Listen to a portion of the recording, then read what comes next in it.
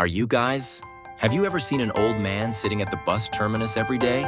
In the place that seems like a habit, if a lifetime of regret and a promise you couldn't make are hidden. Would you believe it? An old bus stop outside Seoul. There was always the same old man sitting on the red brick bench. His name is Park No-sik, 82 years old. It's been 10 years since I retired after 40 years of bus driving. He's still at the same time every afternoon. I came out at the last stop and waited for the bus. Passengers were curious. Why is that old man always there? But in fact, No-sik, there was no explanation.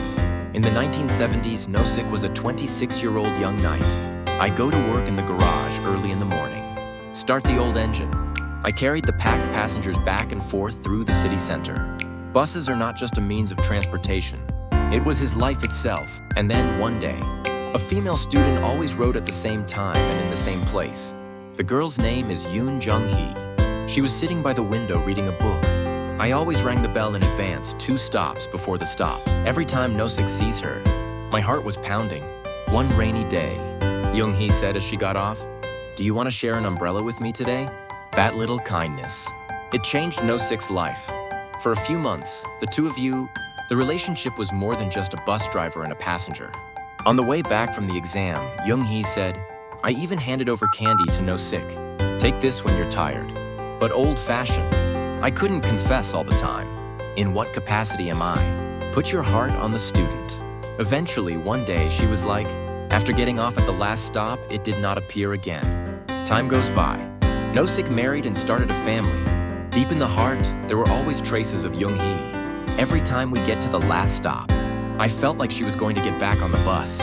He's been working for 40 years. I sat in the last stop chair and watched all the customers get off. Every time the last passenger gets off, with the thought that it might be Jung-hee. Even after retirement, I saw my grandfather looking for the last stop every day. My grandson Junho asked, "Grandpa, why do you always come here?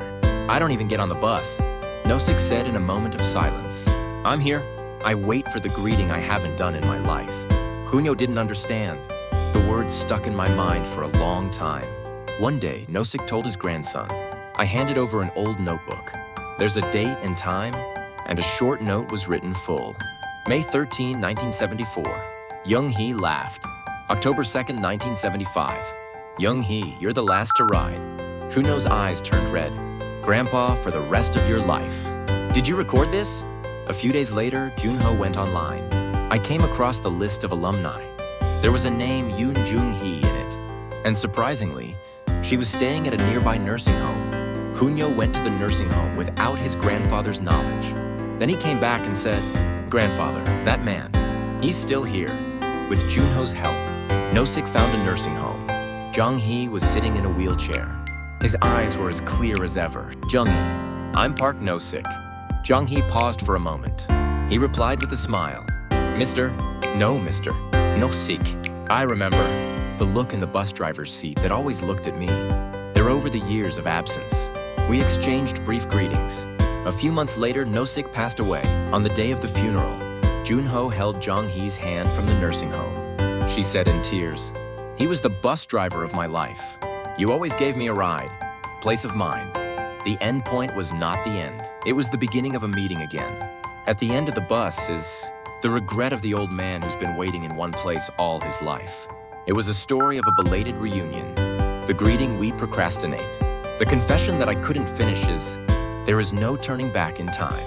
Even now, did anyone leave it at the end of their mind? Then today, before it's too late, try calling the name. That moment, it may be your new starting point.